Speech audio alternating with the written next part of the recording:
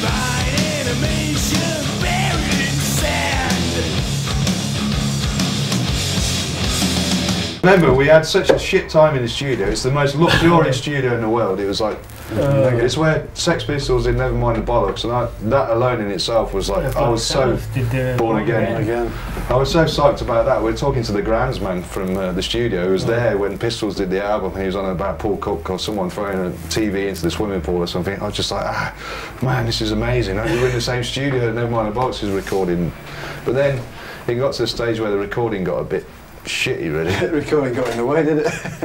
Well, it was great. It was like 3-course meals, like vegan meals that were like totally deluxe and stuff like that. Swimming pool, graveyard at the back. Yeah. Not that that's really exciting. For a bit of nighttime action. And oh dear. And then the producer kind of got a bit heavy on us, and he started saying things. I mean, he was doing his job and he did a good job, I think, but at the time we were so used to recording it lo-fi and working with, not that Steve's lo-fi, but you know. We were so used to recording it in an underground way that all of a sudden you're in this massive studio and it's from a major label. It seemed really daunting. I didn't like it really. And I remember we did some demos at Clive's place and the guitar sound was really raw and really like shit, but great. Shit guitar sound, but great guitar sound. Yeah. You know, if you know what I mean. And then all of a sudden we got this real clear tone on the guitar, and like Adam's leads are cutting through like really sharp and really nice, really beautiful sounding. But it sounded like it was too much like pop or something. We weren't used to someone like coming in and tearing our songs apart and saying, don't play that, play this instead, and don't bend that note there because you're bending it too far. And it's like, well, that's what Doom's about. It's like, well, no, you don't want to be doing that. And it's like, I remember we had a little go through with him about the start of Phantasmagoria. I remember that. Yeah, we went through the whole section out. Yeah. And he said, and we basically said to him, look, no, we've compromised on some things, but this has got to stay. We've got to have this. I remember him though, he was like, oh, you want to turn it down a notch? He's like, yeah, alright. you fucking turned it up, you're telling him you turned it down. You had a fight with him, didn't you? Oh God.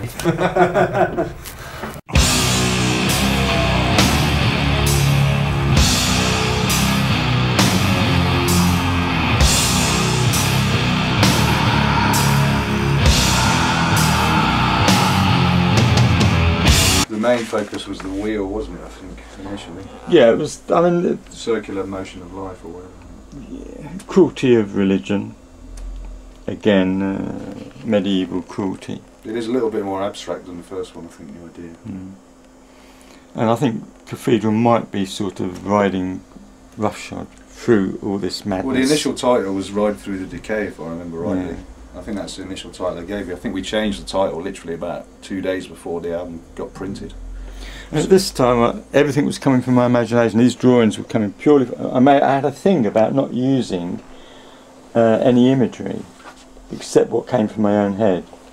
So there's this very naive quality in the drawing, because if you just draw from your head, it's amazingly difficult to do.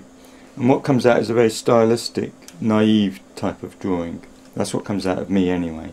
As well on this one, we didn't want a photograph of the band on the back, even though there is on the CD, but on the record we just wanted to incorporate the band into the actual painting, like as you see on there. Because that was more like a... I don't know, it's something that groups weren't doing anymore. We wanted to be part of the painting as opposed to be some like posed photograph on the back.